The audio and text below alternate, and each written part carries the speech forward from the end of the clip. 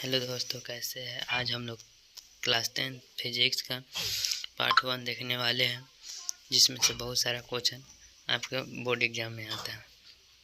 Part का नाम है प्रकाश का परिवर्तन। अगर वीडियो अच्छा लगेगा तो लाइक और शेयर ज़रूर करिएगा। यह मेरा न्यू अकाउंट है जिस पर एजुकेशनल वीडियो हमेशा डाला जाएगा। तो चलिए बिना लेट करते हुए वीडियो को स्टार्ट करते हैं।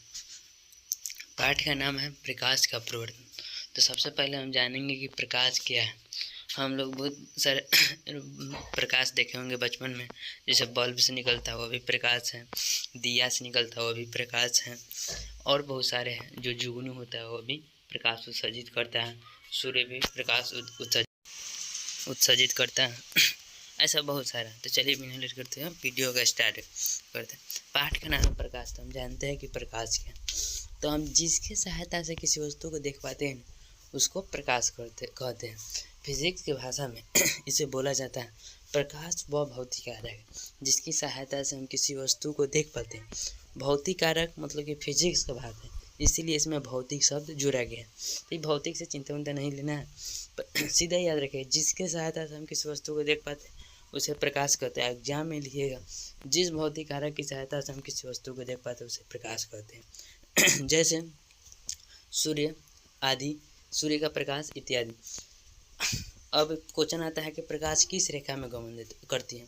तो आपके जो एनसीईआरटी किताब है उसमें लिखी है सीधी रेखा, लेकिन आप याद रखिएगा सीधी रेखा में गमन करती है। इसके अलावा भी दिया जा सकता है सरल रेखा में।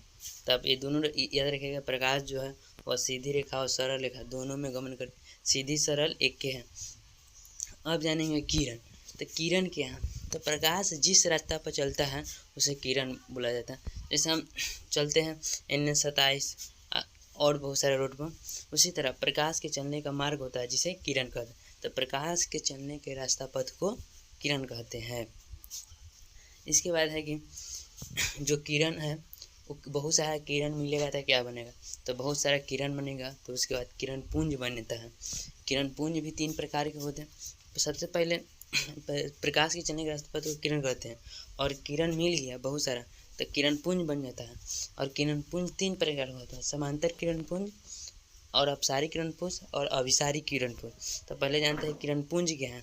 तो किरणों को समूह को किरण पुंज कहते हैं। पहले ही बता दिया कि किरणों को समूह को किरण पुंज कहते हैं।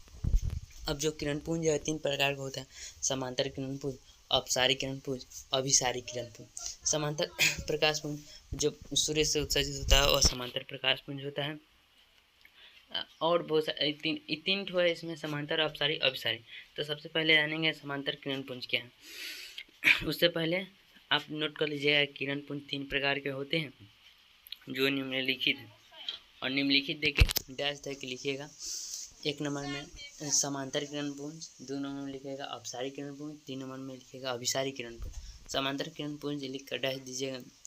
उसके बाद लिखिएगा वह प्रकाश पुंज जो सीधी रेखा में गमन करे उसे समांतर किरण पुंज कहते हैं। यानी कि वह प्रकाश पुंज जो किसी स्रोत से उत्पन्न होकर सीधी रेखा में गमन करे उसे समांतर प्रकाश पुंज कहते हैं।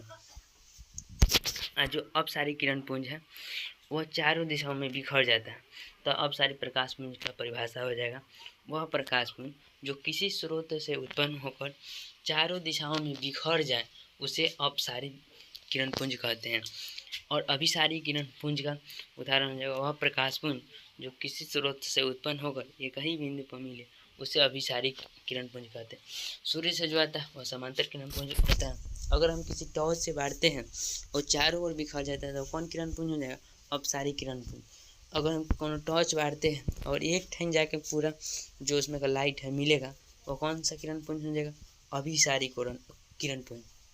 अब क्वेश्चन आता है एग्जाम में ऑब्जेक्टिव में, दर्पण से अवतल दर्पण को अभिसारी दर्पण क्यों कहते हैं और उत्तल दर्पण को अपसारी दर्पण क्यों कहते हैं। तो नेक्स्ट वीडियो में आपको पता चलेगा कि अवतल दर्पण को अभिसारी किरण पुंज क्यों कहते हैं और उत्तल दर्पण को अपसारी किरण पुंज कहते हैं।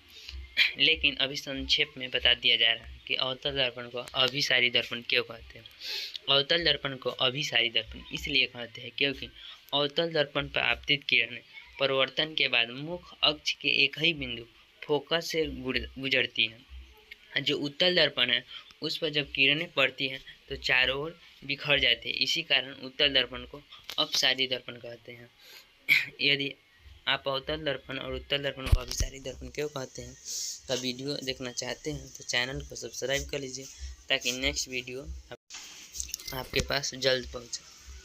अब एक नया टॉपिक है कि प्रकाश का परिकर्णन से आप क्या समझते हैं।